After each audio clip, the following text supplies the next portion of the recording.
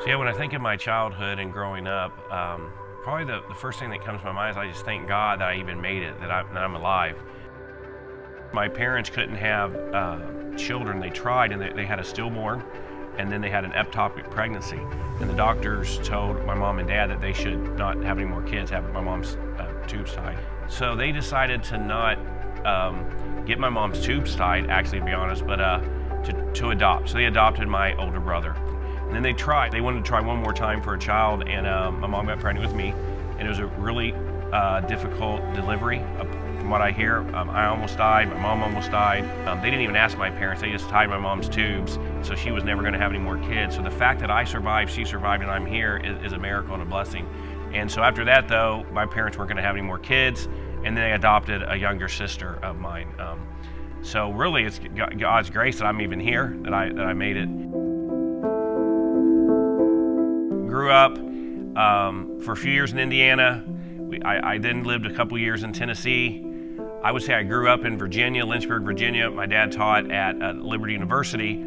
So talking about things of God, Bible things, history, biblical history, theology was just commonplace in our home. Everybody kind of looked up to my dad as this expert. So that was kind of neat to have a father you could be proud of. I then moved to the DC area. Initially went to Christian school. There were some challenges there where my parents decided to homeschool us.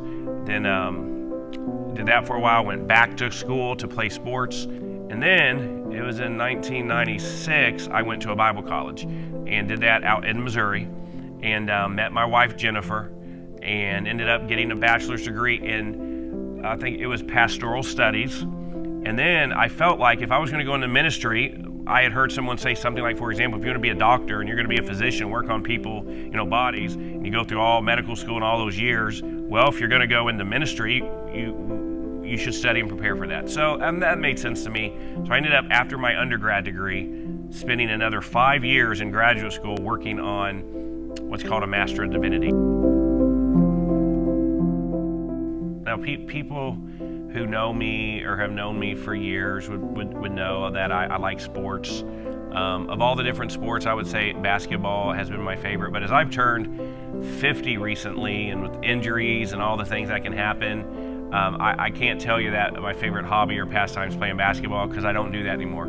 But I would say right now in my life, it would be spending time with my kids, a pastime hobby, trying a new restaurant with my wife or friends, and just reading something, catching up on current events, things like that, and occasionally maybe traveling to a new place never been to. Those things give me a lot of joy. I feel like rejuvenate me. But as I've gotten a little bit older, those like very physically active type of hobbies and things have been dwindling down. So, yeah.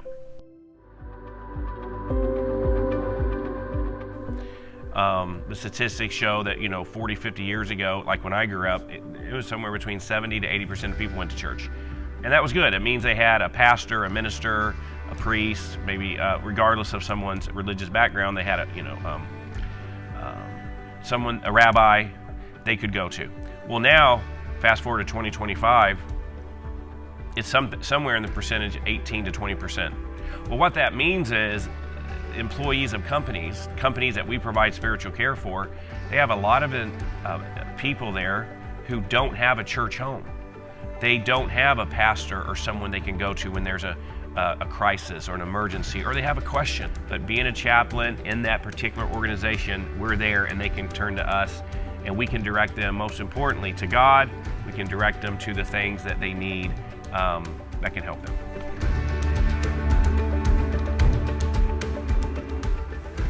If I had to name one of the most difficult aspects of being a chaplain,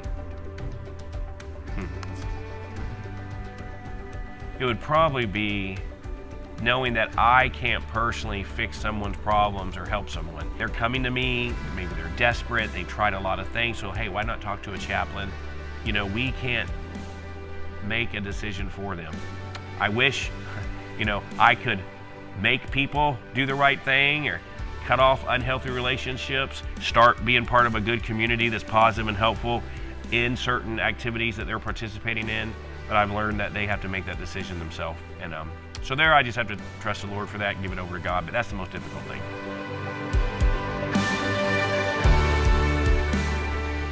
So when it comes to most rewarding, I'm going to say it really relates to what relates to the most difficult.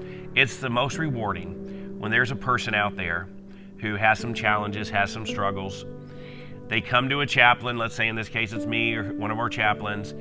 They listen to what we have to say, they take it to heart, and you see them start making the changes. When they make those changes, decide to go in a different direction, and you see their life change for the better, to me, it's very rewarding because I have a view. I know God's big enough and He loves people and He's going to help people regardless of me and of us.